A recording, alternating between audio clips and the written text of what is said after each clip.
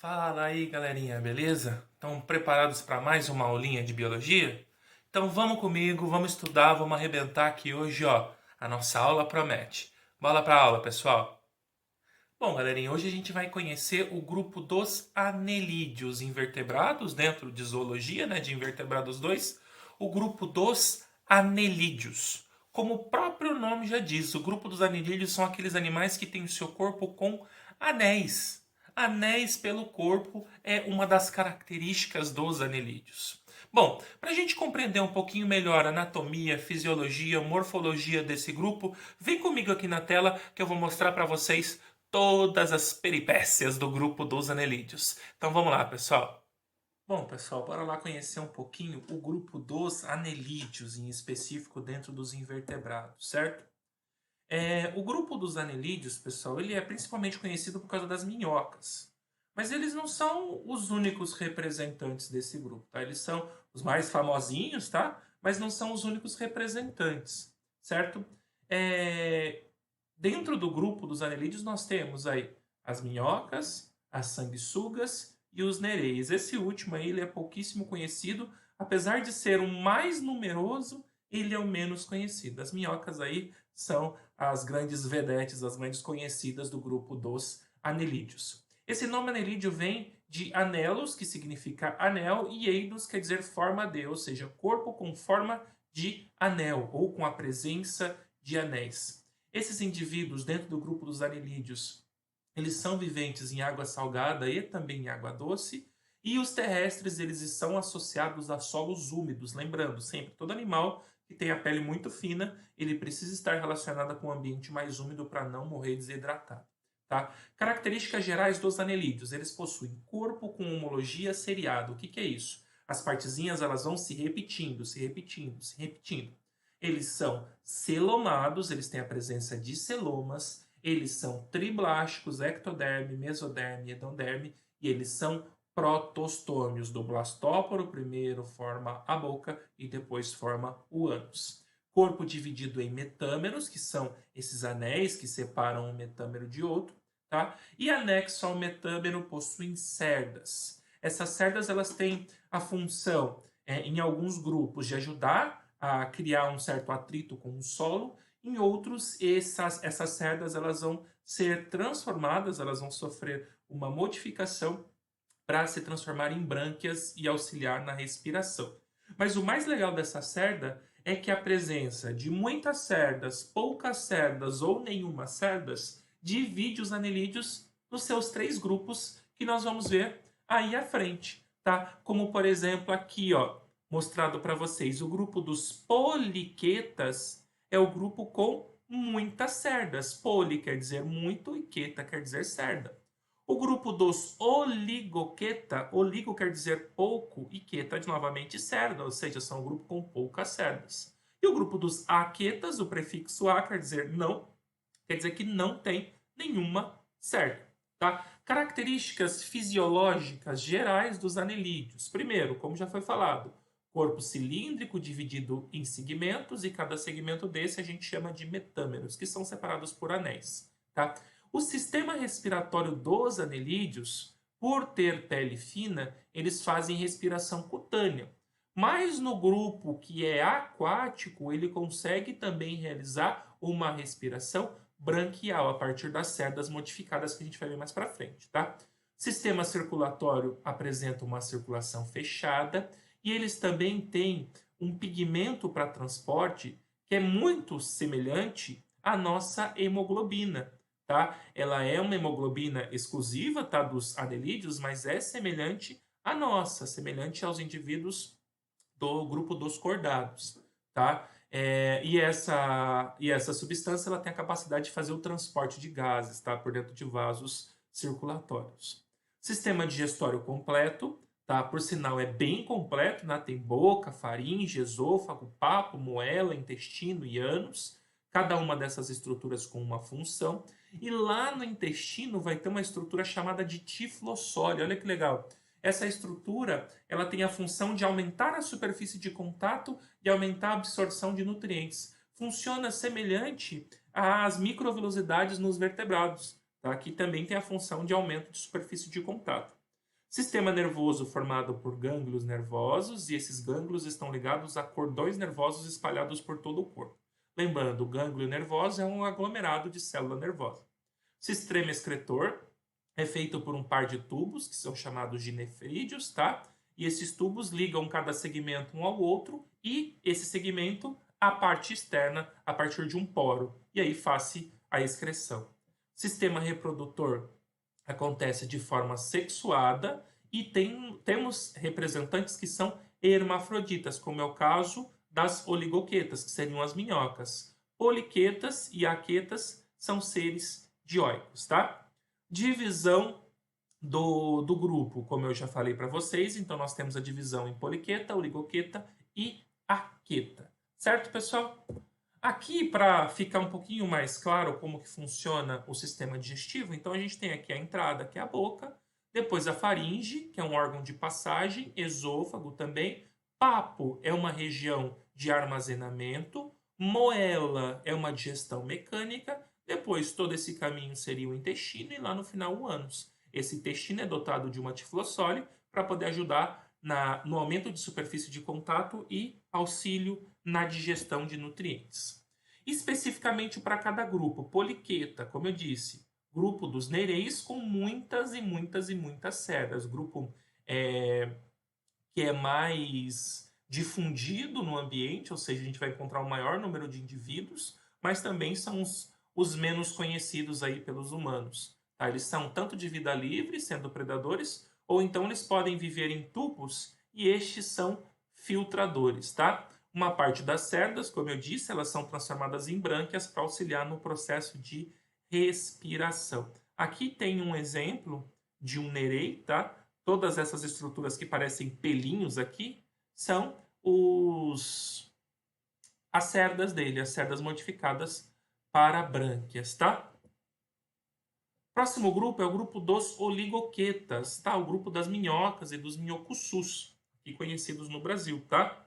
Animal detritívoro, animal que vive em solo úmido e é responsável pela produção de matéria orgânica e a aeração do solo. Por quê? À medida que as minhocas elas vão fazendo os seus túneis, esses túneis servem para o oxigênio passar, o que vai aumentar a oxigenação do solo e por isso aumentar o número de bactérias aeróbias que conseguem fazer decomposição de matéria orgânica, tá? E também aumenta a passagem de água pelo solo, que facilita que os vegetais consigam essa água e os sais minerais, e aí o solo se torna mais fértil. Sem contar a quantidade de matéria orgânica que a minhoca ela ajuda na digestão, produzindo o humus, que a gente fala, né, que seria o que sai na excreção da minhoca já digerido de matéria orgânica, que traz mais fertilidade para o solo, já que as partículas orgânicas vão estar menores, é mais fácil delas serem quebradas por bactérias e automaticamente gerar nutriente para as plantas, para os vegetais. Elas vivem em locais úmidos e sombreados, tá? Pela questão da pele fina, para não desidratar. Tem poucas cerdas, essas cerdas a gente vai chamar de parapódios, que auxiliam muito na locomoção, servindo como ponto de ancoragem durante o movimento do anelídeo do grupo das oligoquetas. Então, quando ela faz a contração e o relaxamento do corpo, na hora que ela contrai, ela prende esses parapódios no solo para conseguir esticar a outra parte do corpo, tá? Temos presença de vasos contráteis na circulação dos oligoquetas. Nesse caso, são 5 espalhados pelo corpo, que vão ter uma função muito semelhante à função do coração. Tá? Então, esse vaso contrátil ele consegue contrair e fazer o bombeamento do líquido lá que fica dentro desses vasos, cheio de hemoglobina, tá bom? Produção de muco por todo o corpo para ajudar o deslocamento no solo, para diminuir o atrito, tá? Sempre que a gente fala de minhoca, pessoal, as pessoas sentem um pouco de nojo e tudo mais, mas elas são muito importantes para o desenvolvimento dos vegetais e para a manutenção da matéria orgânica nos solos, tá?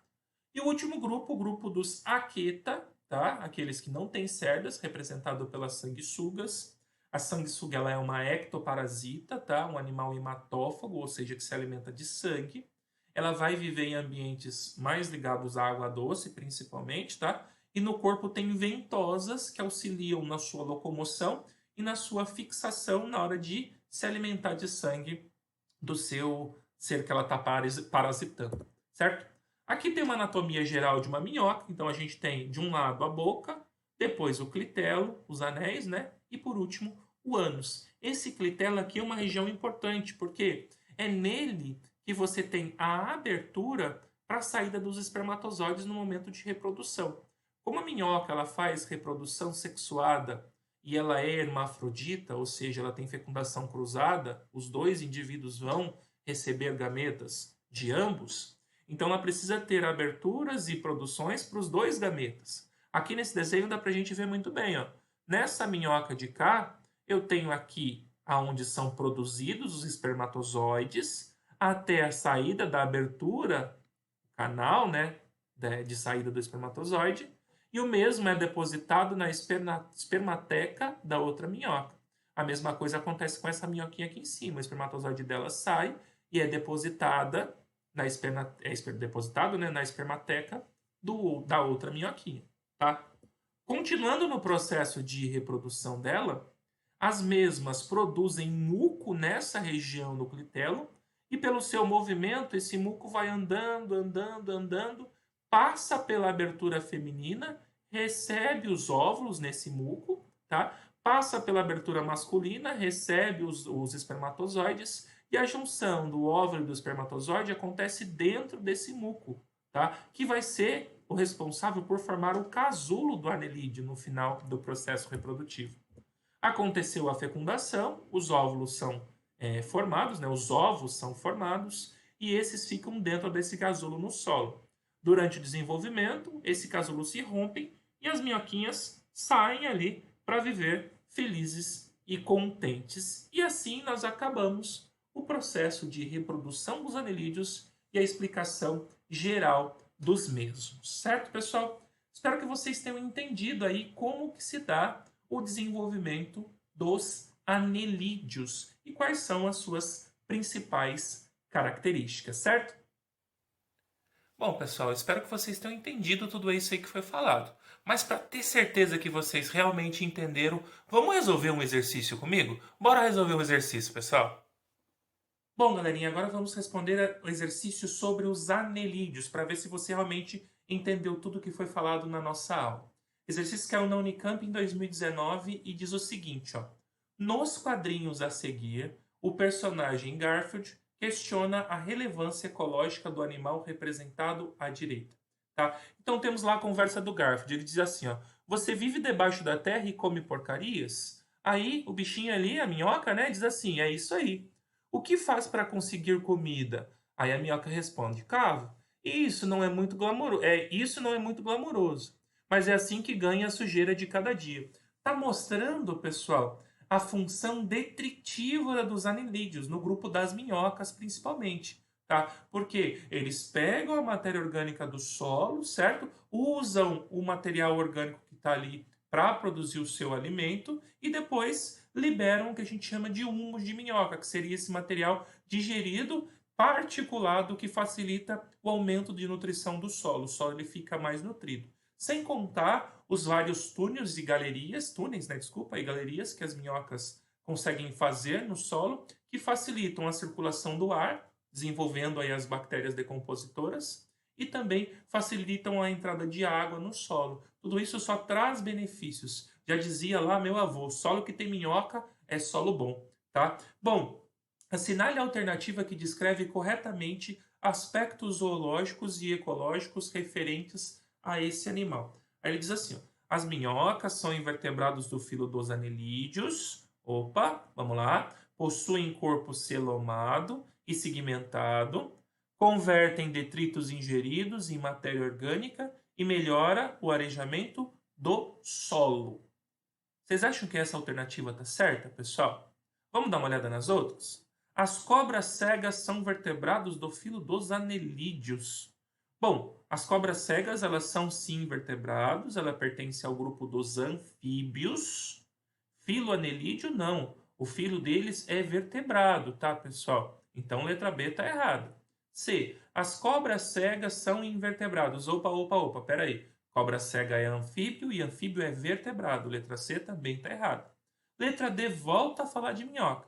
As minhocas são invertebrados do filo dos anelídeos, possuem pseudoceloma e reprodução assexuada, são predadoras de pragas agrícolas e melhoram o arejamento do solo.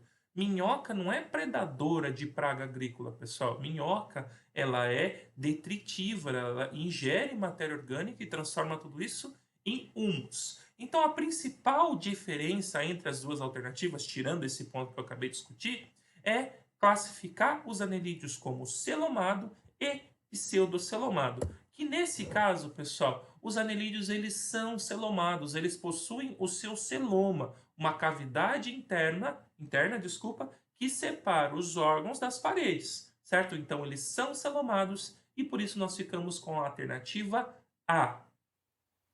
E chegamos a mais o fim de uma aula de biologia, pessoal. Espero que vocês tenham entendido todo o conteúdo. Se por acaso não entendeu, não se desespera. Dá uma voltada no vídeo, revê tudo que foi falado durante essa aulinha. E se entendeu, galerinha, ó, arrebenta. Bora para a próxima, pessoal. Um abraço do professor Beraldo.